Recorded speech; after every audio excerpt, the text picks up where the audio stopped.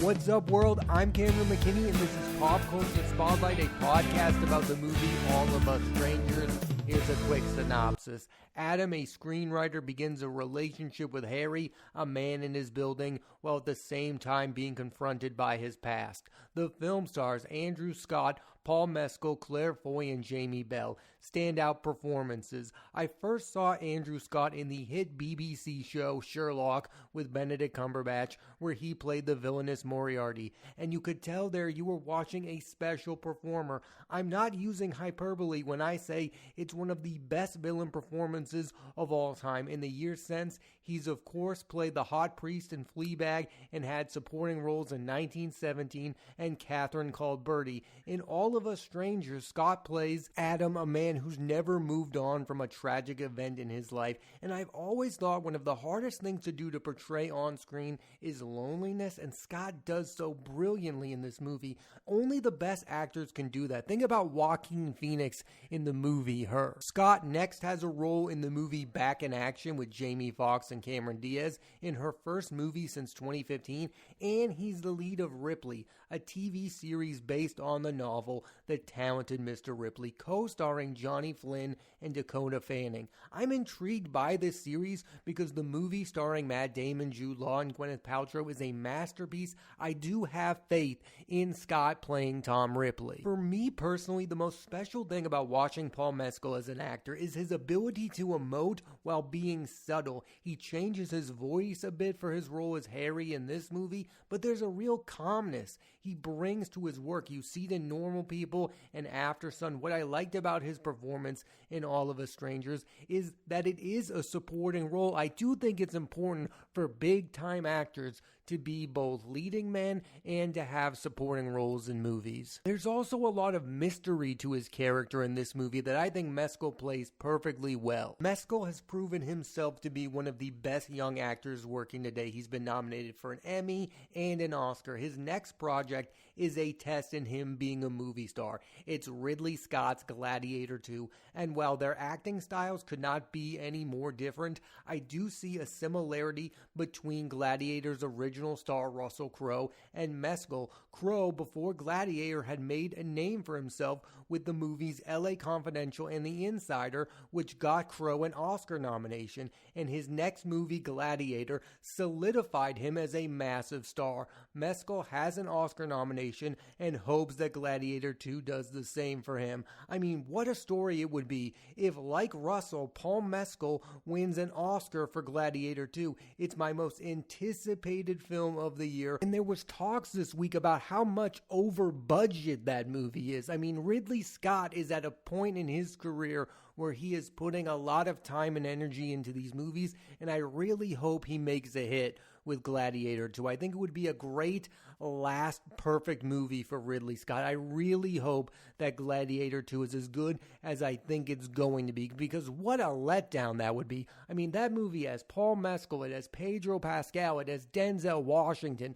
We all need that movie to be a big hit. Mescal will also be starring in the movie History of Sound with Josh O'Connor from The Crown. And speaking of The Crown, Claire Foy is best known for The Crown, which she won an Emmy for, but recently she's given 3 of my favorite supporting performances in Damien Chazelle's First Man, Sarah Polley's Woman Talking, and now All of Us Strangers. I won't reveal her character because it would spoil the movie. What I will say is she's brilliant in the movie, and I don't think Claire Foy has yet gotten enough credit for her work in movies. I still find it so bizarre that Claire Foy was not nominated for Best Supporting Actress for the film Women Talking. And also, how did none of the performances from that film get an Oscar nomination? It didn't make any sense. The movie got nominated for Best Screenplay and Best Picture, but it didn't get an acting nomination. I mean, did you watch Rooney Mara in that film? Did you watch Claire Foy in that film? Did you watch Jessie Buckley in that film? One of those 3 should have gotten, and maybe all 3 of them should have been up for Oscars last year. Foy's next movie is Savage House with Belle Pauley and Richard E. Grant.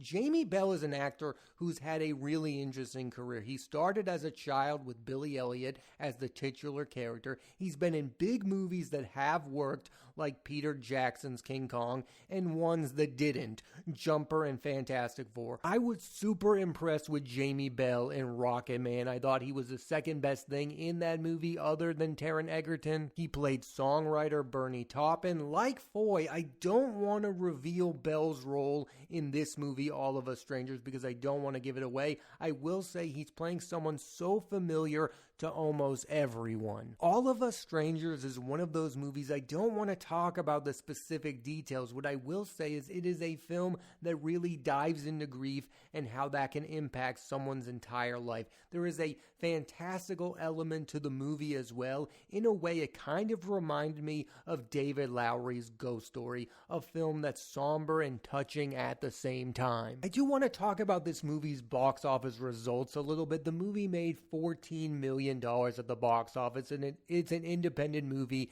That sounds well, but I also look at the names in the movie.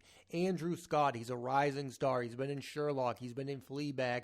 Paul Mescal has been, like I said, nominated for an Oscar and an Emmy. And then Claire Foy. I mean, these people have been in big TV shows. Mescal in Normal People, Claire Foy in The Crown. I mean, why wasn't this movie a bigger hit? But then I'm thinking, does TV stardom help sell movie? We all agree that all of the actors in this movie are really good and some of the best working today. But people do not yet go to movies just to see these people. I think Paul Mescal, he may become one of those guys, especially if Gladiator 2 hits in a big way. But Andrew Scott isn't one of those guys. There are a lot of people out there that don't know who he is. Again, he's mainly a TV star. The same with Claire Foy. Like I've said, she's given 3 really good performances recently, but she hasn't been able to sell a movie on her own. Her version of A Girl with a Dragon Tattoo did not do well at the box office whatsoever. And my point in all of this is that movie stardom is a different thing. Like back in the day and still today,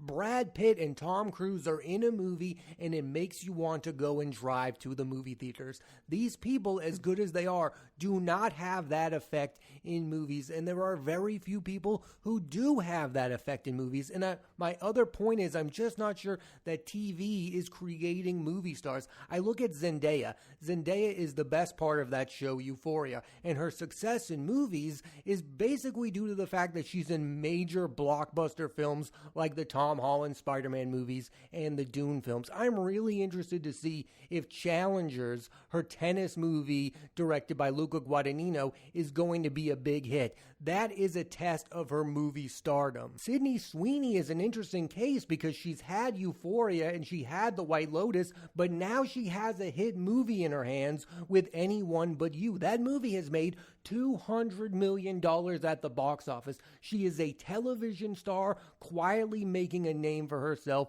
in movies, and that could in turn turn her into a major star. I'm always fascinated by which television stars make names for themselves in movies. I look at the Stranger Things cast. I don't know if Millie Bobby Brown is ever going to be looked at as a movie star. So far, she's only really been in movies that have been made by Netflix. If she was in a movie that was out in movie theaters made by a massive studio, would people go to the movies just to see her? I don't know the answer to that question, but I'm leaning towards no. Furiosa, a movie I'm super excited for. I'm interested to see if that movie is a hit because Anya Taylor-Joy has had success in really good movies. But the project that turned her into a household name is a miniseries, The Queen's Gambit. In my opinion, one of the best television series of all time. The box office success of a movie like Furiosa would solidify her as a major movie star. That's what Paul Mescal needs for Gladiator 2, and that's what Anya Taylor-Joy needs from Furiosa. The cast of Euphoria, like Sydney Sweeney, are having success because they're being in big movies. Hunter Schafer was in the latest Hunger Games film. Jacob Elordi was in Saltburn, and he was in Priscilla, 2 movies that were were seen by a lot of people. They didn't just get critical attention, they got a lot of eyeballs on them. Maybe it's not fair to say because the actors in this movie are really good. They just need one of those films, and I think Paul Mescal is going to get that with Gladiator 2. Claire Foy, she really needs that because, again, she's been in these movies that deserve awards recognition and she hasn't gotten any. She needs to be in a big hit movie giving one of these great performances, and that's hard to do because what is she going to do? Be in a Marvel movie? I don't want that for her. I want more movies like All of Us Strangers, but I also want Claire Foy to be recognized as being a major star, which I think she has the potential to be not only in television but in movies. And what I kind of think is happening with television is people are really stars of the shows themselves.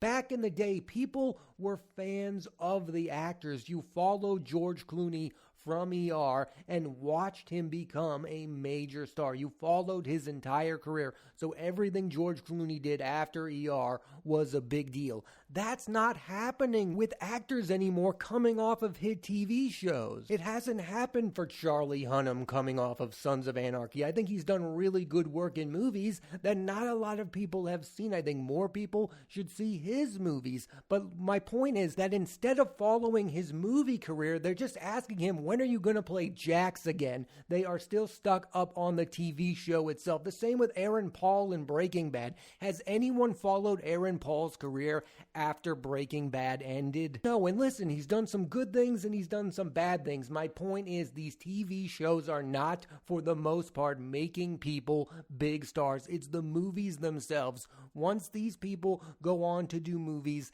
they need to be in a major hit. Sydney Sweeney is on the cusp of stardom because of Anyone But You. Paul Mescal may be on the cusp of stardom because of Gladiator 2. Anya Taylor-Joy is on the cusp of movie stardom because of Furiosa. For many, many movie fans and critics, All of Us Strangers was the best movie of 2023 not to receive an Oscar nomination. And it is kind of nuts that none of the four principal actors got nominated. Andrew Scott made a strong case for lead actor. Paul Mescal has been nominated before, and Claire Foy gives a perfect supporting performance. I don't want to sound like a broken record, but I believe the point of the Oscars is supposed to be to put a spotlight on a well-made movie like this, and for whatever reason, it was totally ignored. If one or two of those performances were nominated, more people would go back to movie theaters to see a movie like All of Us Strangers. So instead of making $14 million, it makes $24 to $34 million. And also, I think giving people Oscar nominations helps them become movie stars. People pay attention to them more. Paul Mescal got nominated for Aftersun.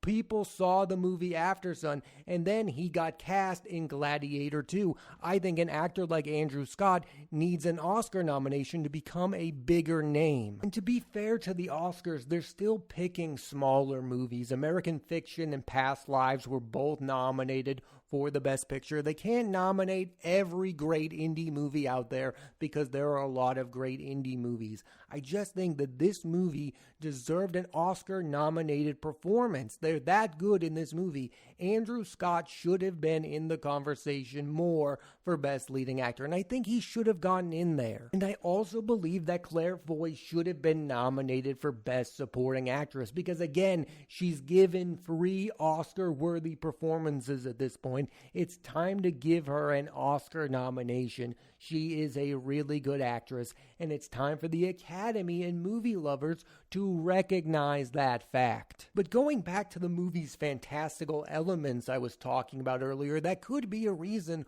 why the Academy ignored this movie. Like a Ghost Story, the Academy ignored that movie. That movie is super well made. It's also just a weird movie. And this movie, All of Us Strangers, is not straightforward. It's a weird movie. It's not easy to explain. It's not an easy elevator pitch. Maybe that's why it wasn't recognized by the Academy at this year's Oscars. I just think we live in a time where all we talk about how there is no movie stars nowadays, that the only ones left are older actors like Denzel, Brad Pitt, Tom Cruise, Leonardo DiCaprio. These are older actors who have been killing it for decades now, that we need more rising stars. Well, if you highlight some of the performances from this movie, you help create movie stars. You can help Paul Mescal continue his ascent to movie stardom. You can help Claire Foy establish herself as a movie star. You can help Andrew Scott become something other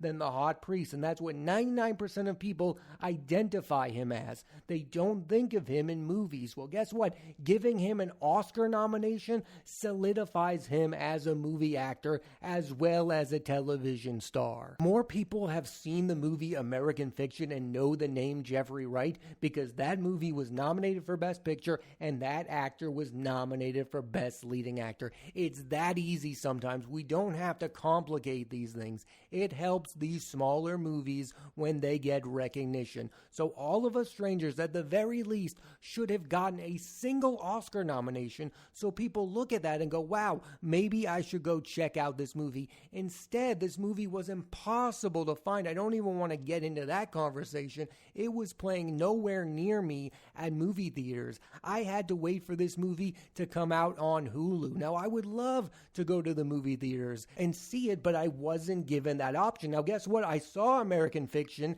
at a movie theater near me, and it was playing at a movie theater near me after it got Oscar nominations. That's how you get movie theaters, and that's how you get people to pay attention to movies. You nominate them for Oscars. As much as you want to talk about how the Oscars don't matter and it's just a frivolous award, people pay attention to those things. Movie theaters do as well. They play movies more when they get Oscar nominations because they know people want to go see the movies that are nominated for Oscars. It's as easy as that. Not enough people know this movie exists. That is the problem with good movies nowadays, is that not enough people realize that they exist. The movies that people know about are the ones directed by master filmmakers, by Martin Scorsese, or big giant blockbuster movies. Every other kind of movie has to get attention by either being great and everyone hears about it or getting awards recognition. I mean, movies just don't make money on their own anymore like they used to back in 2005. They need help to become hits. The only movies selling themselves are horror movies. People will go see any kind of horror movie, and most horrors do very well at the box office. Movies like All of Us Strangers need that Oscar push to help them make money at the box office. The big fear is if movies like this don't become successful at the box office, then they're going to become streaming-only movies. And when these kind of movies become streaming-only movies, it hurts the actors involved because you'll never really know if they are major movie stars, if they can sell movies on their own.